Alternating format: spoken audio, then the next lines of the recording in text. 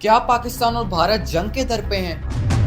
पाकिस्तान का ऐसा हलवा बनाएंगे लाइन ऑफ कंट्रोल पे, इनको पता नहीं लगेगा सर मिसाइल कहां से गई कहां से आई। अगले 48 घंटे में पाकिस्तानी नेशनैलिटी होल्डर्स को कहा गया कि वो भारत छोड़कर चले जाएं। Pakistani national currently in India under SPES visa has 48 hours to leave India. Pakistan से अपने डिप्लोमेट्स को वापस बुला लिया गया। भारत ने सिंध टास्क मुआहिदा तक मुलतवी कर दिया, जिससे वो जब चाहें अपने दरियाओं का पानी रोक सकते हैं या फिर छोड़ सकते हैं। अपनी अपनी एयर स्पेसेस बंद कर दी गई एक दूसरे के लिए और बॉर्डर्स पर सख्ती कर दी गई। इस स्टेटमेंट के बाद पाकिस्तान ने भी इंडियन नेशनैलिटी होल्डर्स को कहा कि वो अगले 48 घंटे में पाकिस्तान छोड़कर चले जाएं। पाकिस्तान ने भारत के साथ इम्पोर्ट एक्सपोर्ट मुलतवी कर दी, बंद कर दी और भारत के लिए पाकिस्तानी एयर स्पेस बंद कर दी गई। सोशल मीडिया पर भी पाक भारत जंग को लेकर एक बहुत सरगर्म सा माहौल देखने को मिला और इस सब के पीछे सिर्फ एक वजह थी, वो थी पहलगाम अटैक।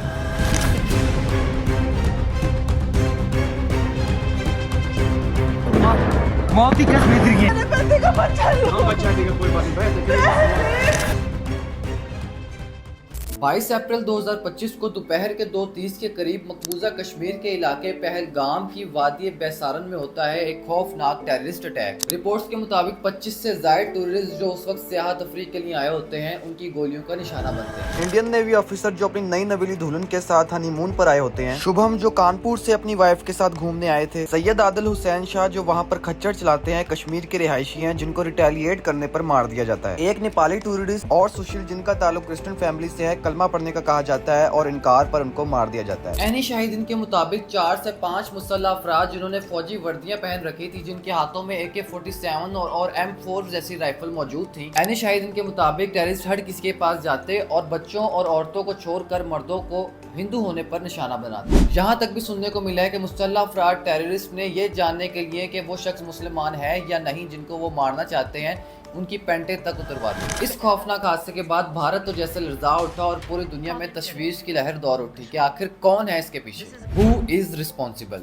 इस अटैक के बाद एक वीडियो पैगाम के जरिए TRF द रेजिस्टेंट फ्रंट इसकी जिम्मेदारी कबूल करती है। भारत के मुताबिक TRF एक दहशतगर्द तंजीम है जिसको सपोर्ट करती है लश्कर तैयबा।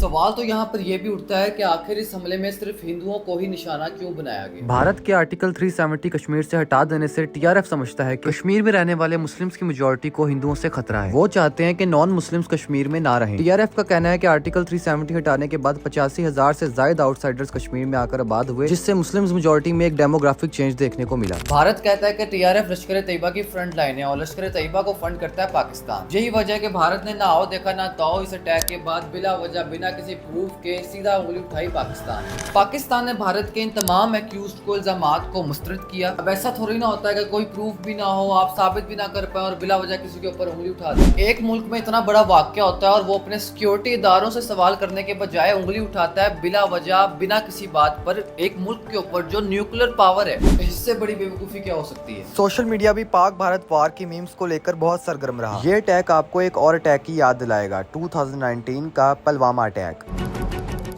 सेम वही चीज, सेम वही सिनेरियोस चल रहे हैं। पहलगाम अटैक भी JD एवेंस के दौरे पर हुआ है और इसी तरह पुलवामा अटैक भी 2019 में क्लिफ्टन के दौरे के वक्त हुआ था। जब भी इलेक्शन सर पर होते हैं तो कोई ना कोई ऐसा हादसा और सानिया हमें जरूर देखने को मिलता है। इस वक्त भी भारत में कोई भारतीय जनता पार्टी के उनके इलेक्शन हो रहे हैं जब ये वाकया पेश आया। नरेंद्र मोदी साहब अपनी कैंपेन्स कर रहे हैं, तकरीरें कर रहे हैं ताकि वो किसी तरीके से वो ये इलेक्शन जीत जाए। बीजेपी भारतीय जनता पार्टी जिसको लीड करते हैं नरेंद्र मोदी, हमेशा से ही एंटी मुस्लिम सोच रखती है। वो ये चाहते हैं कि भारत को किसी तरीके से हिंदुओं का पवित्र स्थान बना दिया जाए। एंटी मुस्लिम सोच है ना, तभी मुसलमानों को अपॉर्चुनिटीज नहीं दी जाती, उनको वो हक नहीं दिया जाता जिसके वो मुस्तहिक होते हैं। जुल्म किया जाता है, मस्जिदें तोड़ी जाती हैं और एंड के ऊपर कह दिया जाता है कि ये तो टेररिस्ट है। मोदी सरकार अपनी आवाम के अंदर जितना मुसलमान और हिंदुओं को लेके गंद भर सकती थी भर दिया। अपने सिक्योरिटी फेलियर को छुपाकर अवाम का फौरन से ब्रेन वॉश कर देना कि इसके पीछे तो TRF थी, इसके पीछे तो पाकिस्तान था, ये तो मुसलमानों ने किया है। और भाई जो पाकिस्तान खुद इकोनॉमिक क्राइसिस से गुजर रहा हो, वो लश्कर तैयबा जैसी तंजीम को कैसे फंड दे सकता है। अभी आप ये एक मैप देखें, ये पाकिस्तान